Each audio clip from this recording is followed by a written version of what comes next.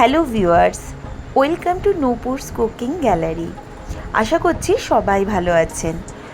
আজ আমি আপনাদের সঙ্গে সুজি দিয়ে মুখরোচক এক ধরনের চপ বা নাস্তা রেসিপি শেয়ার করব। ভিডিওটি শেষ পর্যন্ত দেখার অনুরোধ রইল। ভালো লাগলে লাইক করবেন, শেয়ার করবেন, আর আমার চ্যানেলের সদস্য হওয়ার জন্য আমি থাকি কিন্তু আপনাদের অপেক্ষায়। তাই এক্ষুনি সাবস্ক্রাইব করুন আর আমার পরিবারের সদস্য হয়ে যান। বেল আইকন প্রেস করুন যাতে আমার ভিডিও নোটিফিকেশন আপনার কাছে পৌঁছে যায় সবার আগে। তো চলুন দেখে নিই কীভাবে হচ্ছে আজকের এই দুর্দান্ত মুচমুচে খাস্তা সুজির চপের রেসিপিটি। বাচ্চা থেকে বড় প্রত্যেকেরই এই চপটা খেতে খুব ভালো লাগবে। এটা সন্ধেবেলায় চা বা কফির সঙ্গে স্ন্যাক্স হিসেবেও খাওয়া যেতে পারে।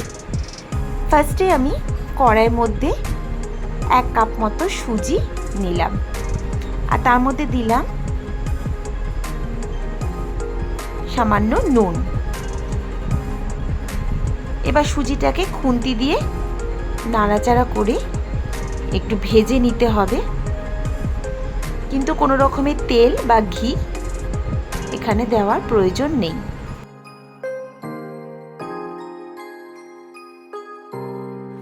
খুব বেশি ভাজার দরকার নেই, সামান্য ভাজা হলে এর মধ্যে দিয়ে দিলাম পরিমাণ মতো জল। সুজিটা সেদ্ধ হতে যতটুকুন জল দরকার। এবার খুন্তি দিয়ে নাড়াচাড়া করে এটাকে একদম ড্রাই করে নিতে হবে। ঠিক এইভাবে। ততক্ষণে দেখুন সুজিটাও সেদ্ধ হয়ে গেছে আর জলটাও একদম শুকিয়ে গেছে। এবার আমি এটাকে একটি পাত্রের মধ্যে ঢেলে কিছুক্ষণের জন্য ঠান্ডা হতে দেব। যতক্ষণ সুজিটা ঠান্ডা হচ্ছে ততক্ষণ অন্যদিকে আমি 2খানা পেঁয়াজ কুচি, 4-5টা কাঁচা লঙ্কা কুচি, 5-6খানা রসুন কোয়া কুচি, একটু ধনেপাতা কুচি আর সামান্য ক্যাপসিকাম আর সামান্য গাজর কুচি করে নিলাম। এবার সুজির মধ্যে সমগ্র ভেজিটেবলসগুলো মিশিয়ে নিচ্ছি আর এর মধ্যে দিলাম 1 চামচ মতো নুন, 1 চামচ মতো বেকিং সোডা দিয়ে হাতের সাহায্যে ভালো করে মিশ্রণটিকে মিশিয়ে নিতে হবে। তারপর হাতে তেল মাখিয়ে চপের আকারে এরকমভাবে লম্বা লম্বা আকৃতি দিয়ে নিচ্ছি। দেখুন ঠিক এইভাবে।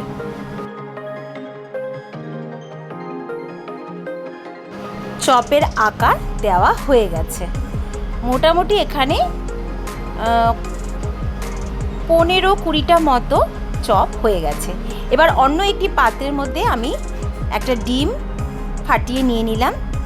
তার মধ্যে সামান্য নুন দিয়ে চামচের সাহায্যে ভালো করে নেড়ে নিলাম। এবার একটি পাত্রের মধ্যে নিলাম কিছু বিস্কুট গুঁড়ো।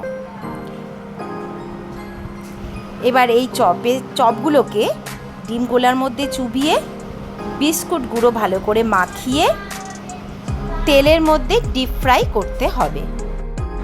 অবশ্যই রিফাইন অয়েল।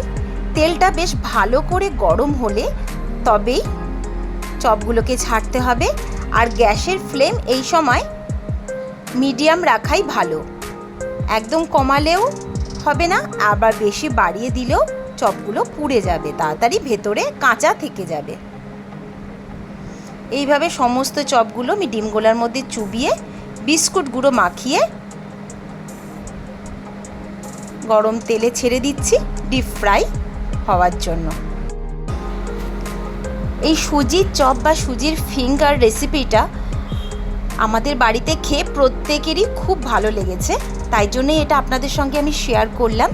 আপনারাও বাড়িতে এভাবে সুজির চপ ট্রাই করে দেখবেন আর কেমন হলো আমাকে একটু কমেন্টে জানাবেন প্লিজ।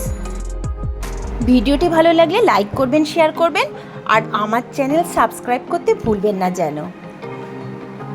এইভাবে সমস্ত চপগুলো আমার ভাজা হয়ে গেছে। এবার একটি পাত্রের মধ্যে চপগুলোকে তুলে